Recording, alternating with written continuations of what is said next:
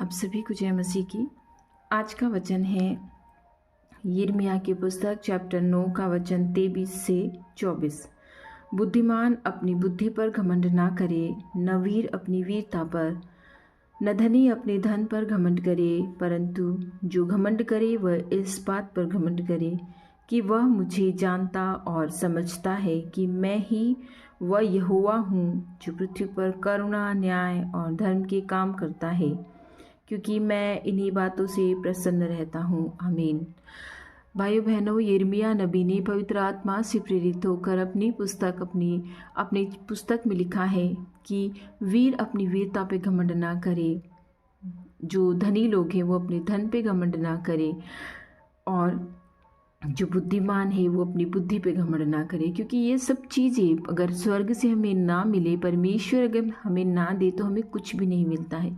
वो मसीहा, वो खुदा जानता है कि वो सब कुछ हमें देता है, उसी ने सब कुछ दिया है। मनुष्य अगर सुंदर है तो इस बात का घमंड, मनुष्य के पास धन है तो इस बात का घमंड, अच्छी नौकरी करता है तो ये मैंने किया है, मेरी वजह से हुआ है, इस बात का घमंड, अच्छा मकान बना के रहता है तो ये मेरा है, मैंने बनाया है, इस बात का घमंड, हर चीज़ का घमंड, अच्छे कपड़े पहनने का घमंड, अच्छा खाना खाने का घमंड, अच्छी गाड़ियों में घूमने का घमंड, हर चीज़ का घमंड।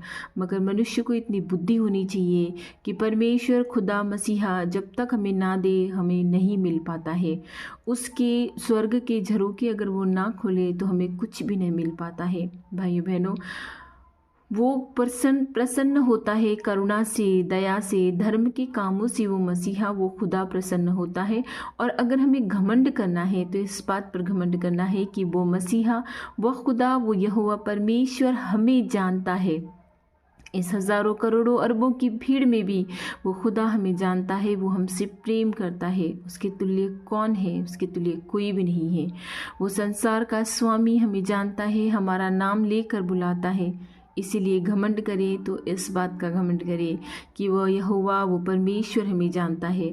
और हमें धर्म के काम करने चाहिए, करुणा के और न्याय के काम इस संसार में करने चाहिए, क्योंकि वो इन्हीं सब बातों से प्रसन्न होता है। अगर नबियों के मुख से उसने ये सब कुछ चीज़ें बुलवाई है और करवाई है तो हमें इन बातों को अवश्य मानना चाहिए, अपने जीवन में इन्हें लाना चाहिए, क्योंकि वो मसीहा इन्हीं सब चीज़ों से, इन्हीं सब बातों से प्रसन्न होता है। और ये उसके वचन भी है, क्योंकि जिसने सब कुछ बनाया है उसको क्या चाहिए?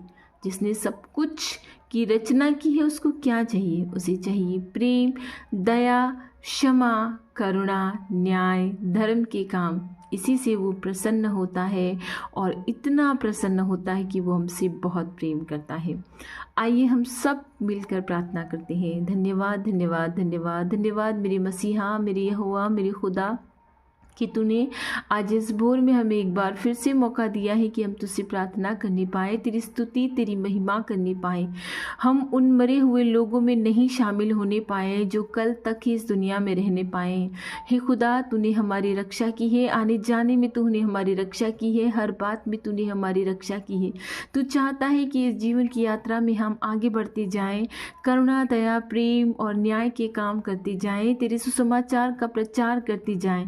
हे मसीहा, हमें कभी भी घमंड ना आने पाए, किसी बात का घमंड ना आने पाए। परमेश्वर, अगर तू हमें धन दे तो हम उस बात का भी घमंड ना करें। यदि तू हमें बुद्धि दे तो उस बात का भी हम घमंड ना करने पाए प्रभु, क्योंकि जो कुछ देता है वो तू ही देता है। तेरे इच्छा के बिना हमें कुछ नहीं मिलता है। हे परमेश्वर, ये आज का दिन हम तुझे चढ़ाते हैं और अपने प्रिय जनों के लिए हम प्रार्थना करते हैं जो इस समय अस्पतालों में हैं, जो अपने जीवन और मृत्यु की सैया पे झूल रहे हैं, जो लड़ रहे हैं, इस जीवन के लिए लड़ रहे हैं। परमेश्वर, इन नाना प्रकार की बीमारियों से लड़ रहे हैं। परमेश्वर, तू दयालु खुदा है, तू दयालु परमेश्वर है। तेरा समय आएगा और जब तू चाहेगा तो वो स्वस्थ हो जाएंगे, वो चंगे हो जाएंगे। प्रभु, चाहती हूँ कि तू चाहे परमेश्वर कि तेरी संतानें चंगी हो जाए, स्वस्थ हो जाए, नाना प्रकार की बीमारियों से वो जूझ रहे हैं। परमेश्वर, तू जानता है उनकी हड्डी हड्डी को टूटने से तू बचाता है, उनके मांस को गलने से तू बचाता है। उस मांस में जो कीड़ा रात दिन कुलकुलाता है उसे तू नाश कर देने वाला खुदा है, उन्हें तू बचाने वाला खुदा है। हे परमेश्वर, जो वे विचार में लिप्त हैं, जिनकी बुद्धि काम नहीं करती है, जो अनेक प्रकार के विचार में, नाना प्रकार की विचार में फंसे हैं, उन पर भी दया कर परमेश्वर। जो इस गंदगी से निकलना चाहते हैं पर निकल नहीं पाते हैं, यदि तेरी दया होगी, तेरी आत्मा होगी उन पर प्रचुर मात्रा से, तो वो अवश्य इस विचार से निकलने पाएंगे। हे मेरे खुदा, जो रोज़गार के लिए तरस रहे हैं, जो बेरोज़गार हैं, इस नए साल में उनकी जीवन में खुशहाली आ जाए परमेश्वर, उन्हें अच्छा रोज़गार मिल जाए प्रभु। उन पर दया कर। जो कान से बहरे हैं, जो सुन नहीं पाते हैं, जो ज़ुबान से गूंगे हैं, जो बोल नहीं पाते हैं, हे प्रभु, एड़ी से लेकर सर की चोटी तक अनेक प्रकार की बीमारियां इस संसार में फैल चुकी है। वो सब तेरी मर्जी से नहीं हुआ है परमेश्वर, वो शैतान की मर्जी से होता जा रहा है, क्योंकि शैतान इस संसार को भरमाता जा रहा है, शैतान इस संसार को अपनी ओर खींचता जा रहा है।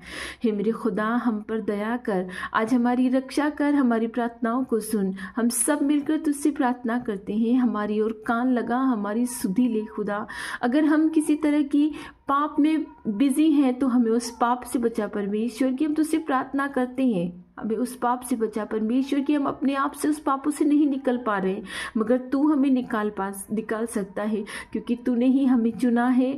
और हमें कितना घमंड है परमेश्वर कि तूने हमें चुना है, तू हमें जानता है, तू हमें जानता है परमेश्वर। तूने हमारा नाम तेरी हथेली में गोद के रखा है, तू हमें नाम लेकर बुलाता है। तू हमारी वंदनाओं को, हमारी प्रार्थनाओं को तुच्छ नहीं जानता, बल्कि तूने सुनता है और उनका उत्तर भी देता है।